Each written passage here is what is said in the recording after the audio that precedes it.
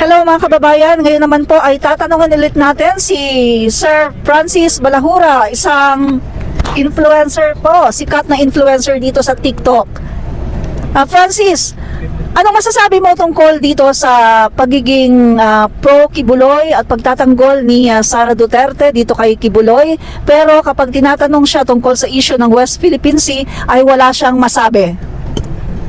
Para sa akin kasi based on my opinion, kasi napaka walang katwiran. Kasi bilang isang vice presidente, pag ang isang tao ay may isang akusasyon, hindi mo pwedeng ito ay panigan o pagtakpan. Bagkus itulak mo siya or i-push mo siya na sagutin niya ito ng mas malinaw.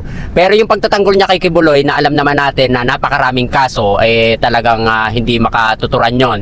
At saka yung pagbibigay niya ng opinion doon sa mga bagay na walang katuturan, hindi maganda yon bilang isang vice presidente. Dapat siya ay nakasuporta sa administrasyon dahil nabibilang siya doon.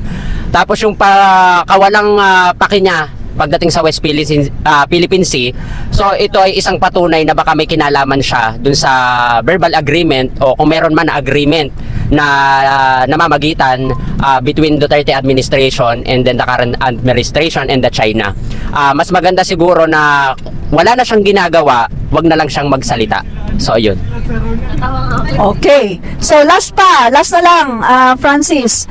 Etong pag-endorse ni BP Sara kay Kibuloy as Senator of the Philippines, anong masasabi mo dito na isang tao na katulad ni Kibuloy na nakakaharap o humaharap sa patong-patong na kaso at most wanted ng FBI ay ini-endorso ng Vice Presidente as Senator of the Philippines? Anong masasabi mo?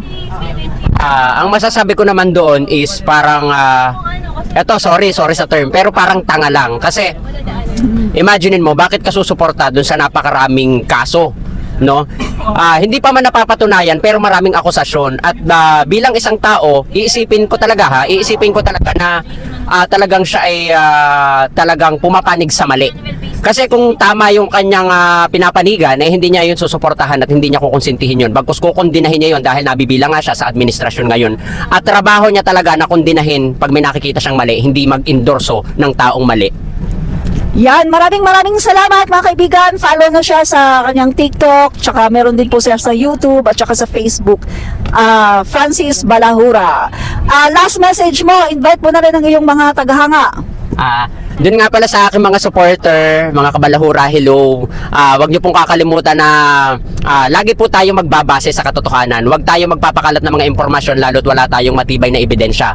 Lagin po nating tatandaan, ang isang akusasyon ay mananatiling kasinungalingan kung wala kang matibay na ebidensya para bigyang bigat ito.